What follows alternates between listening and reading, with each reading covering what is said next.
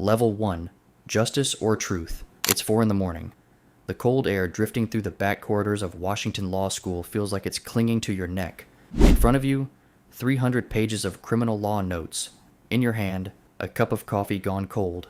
And in your eyes, not just exhaustion, but a fire. Nothing can put it out. Not exam pressure, not your brother's "come be a banker" speeches. You've already chosen something, criminal defense, and you don't yet know the price of that choice. For the first time, you hear that sentence from a lawyer's mouth. Your internship supervisor slams his hands on the table. Let me tell you something, kid. In this job, there's a presumption of innocence, but there aren't many innocent people. Most clients are guilty. Can you still defend them? Something tightens inside you. You hesitate, but this hesitation isn't escape. It's curiosity. That night, you dive into legal history.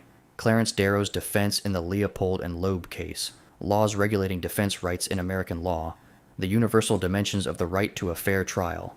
And you understand this. Defending the guilty is not defending the crime. It's what keeps the system standing. As long as this principle remains a mental exercise, it's easy. The real test is when you must bring it to life while looking into a human being's eyes. That moment hasn't come yet. For now, you just take notes, understand, believe. The long road ahead is still nothing more than ideas.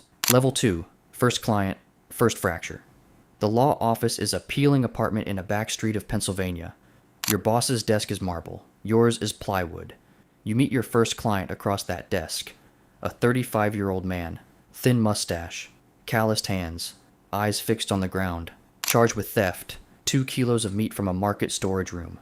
After reading the file, you realize he really did it. The camera footage is clear. Witnesses are ready. Your boss's whisper still echoes. Even if we can't reduce the sentence, drag it out. Every day free is a day gained. Something tightens inside you. Is this law? Delay? Stall? Exploit loopholes? Then you look into the man's eyes. 3 children. Unemployed. He stole out of hunger. And you remember that legal principle. A defendant is not obliged to confess.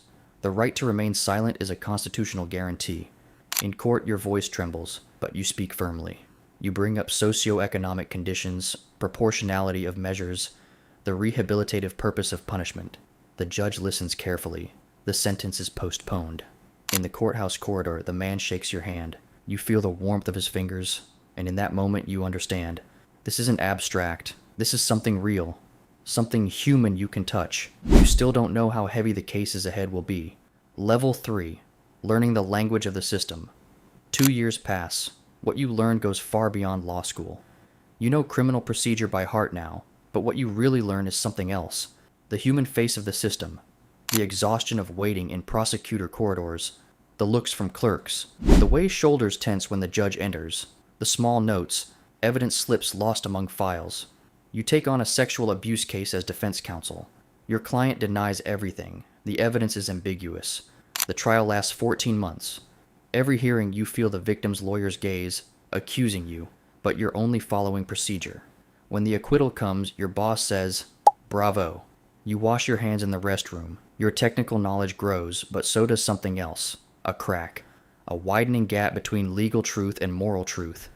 To fill it, you'll need something new. Belief, or cold detachment. You don't yet know which you'll choose, but you will have to choose. Level 4. Recognition. By your 5th year, your name circulates among lawyers. Isn't that the lawyer from that case? You open your own office. 2 assistants, a secretary, and Pennsylvania's gray skyline outside your window. Your first major case, organized crime. 9 defendants. 180 pieces of evidence. 2 prosecutors. You realize something. The real academy isn't books. It's big cases. For 6 months, you study the file every night. Digital evidence chains. Communication records. Phone logs. You find the weak point. Procedural errors in evidence collection. In court, when you present it, silence fills the room. The prosecutor's face changes. The judge reviews the file. The evidence is dismissed. That night, you pull over on a bridge. City lights reflect on the glass. You feel powerful, but for the first time, you understand. The power isn't yours. It belongs to the system. You just know it better than others. And that realization makes you part of it. Level 5. The cost of reasonable doubt. In your 6th year, you lead a murder defense. Your client is wealthy, connected, and 100% guilty. You notice something small. A 40-minute discrepancy between forensic timing and the prosecution's timeline. 40 minutes. But it changes everything. Your mind sharpens. You strategize. But something inside you is disturbed. You look at your client. You see guilt in his eyes. Still, you proceed. Because this is your job, to create reasonable doubt. The result? Acquittal. The victim's family is in the courtroom. You lock eyes with the mother for a second. You will never forget that look. Your victory and their collapse happened at the same moment. And you were inside both. Now you don't just win cases, you shape them. You negotiate with prosecutors before indictments. You prepare settlements. You anticipate weaknesses early. You're at the top tax bracket. The office is renovated. Leather chairs, wood floors, glass walls. When your assistant says, "Files are ready," you don't read, you plan. One morning a client texts, "You saved my family." You close the message. Open the next file. Your spouse says, "Talking to you feels like talking to a lawyer." You laugh. But at night, that sentence returns. Your professional identity is consuming your personal one. Level 6, peak and collapse. A client asks for something unethical, to reconsider a witness statement. You refuse. He hires another lawyer. The case mysteriously collapses. You ask yourself, did I do the right thing? The question itself is the problem. More cases come. Bigger clients. Heavier crimes. You keep refusing, but now it's not instinct. It's a conscious decision. You are fully inside the system. After 10 years, your marriage ends. You were never really here, your spouse says. Your child treats you like a stranger. You wake up to case files, not your phone. You can't listen to music anymore. A psychologist friend mentions secondary trauma. You realize you have it too. Thousands of cases, hundreds of people, and this is the cost. Who you used to be, the one who laughed freely, paused at music, felt alive by the sea, where is that person? Level 7. The price of the system. A young colleague asks, "What does this job cost a person?" You can't answer. You realize you've learned not to look people in the eyes. At night, your clients haunt your dreams. You find an old photo from your internship days. You don't recognize that smiling person. You look in the mirror. Same face, different eyes, and you finally ask, who did I keep this system alive for? 15 years later. A young intern speaks about justice and balance. You watch him. He is you. Same fire. You want to warn him, but you don't. You don't want to extinguish that light. Maybe he'll do better. You leave the building. Cold autumn air hits your face. For the first time in a long time, you stop calculating. You just walk. Level 8. Retirement. At the end of the 25th year, the files no longer look the same. The same folders, the same musty papers, the same words. Client. Suspicion. Evidence. But you have changed. One morning, you arrive at the office before everyone else. You sit at your desk. You open your drawer. Inside are the small things that have accumulated over the years. Old pens, forgotten notes, a half-finished petition. The phone isn't ringing. Your assistant hasn't arrived yet. The city is slowly waking up, and for the first time in years, you do something you haven't done. You don't open a single file, you just sit. Actually, the decision doesn't come suddenly. It's the final form of a quiet thought that has been building inside you for years. You submit your petition to the bar. Termination of practice. Such a simple sentence, but it carries a lifetime within it. Your colleagues are surprised. Isn't it too early? You're at your best, they say. You smile, because you now measure what is best differently than they do. Clearing out the office takes days. Every file is a story. Every story is a burden. Some make you feel lighter as you close them.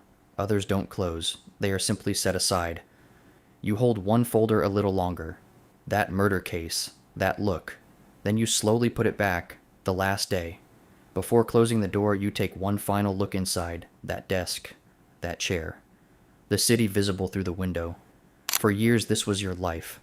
And now, just a room. You turn the key. Click. The sound is lighter than you expected. The first weeks feel strange. You wake up in the morning, but there's nowhere you need to be. The phone is silent, but your mind is still full.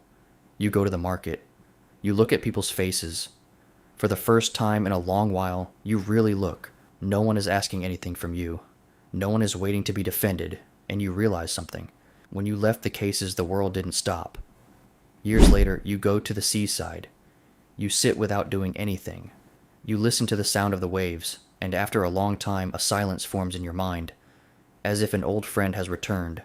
You meet your daughter. At first, there's distance. You choose your words carefully. After years, you truly listen to her. At night, you dream less. And in your dreams, there are no courtrooms. Sometimes you just walk, like on that last day. But this time, not to arrive somewhere, to find yourself. Years later, you run into that trainee lawyer who once asked you a question. They've grown, improved, gained a certain respect, and they ask you the same question again. What is the cost of this job to a person? You pause. This time you answer. If you're not careful, you lose yourself. If you win, you lose. If you lose, you lose. But if you know when to stop, maybe you get a little of it back. After a bit of conversation, you head home. Evening falls, you step into your garden. As the sun sets, the light touches your face. You close your eyes. For the first time in a long while, you are not calculating anything, not defending anything, not proving anything. You simply exist. And this becomes the quietest, most real victory you've earned in years.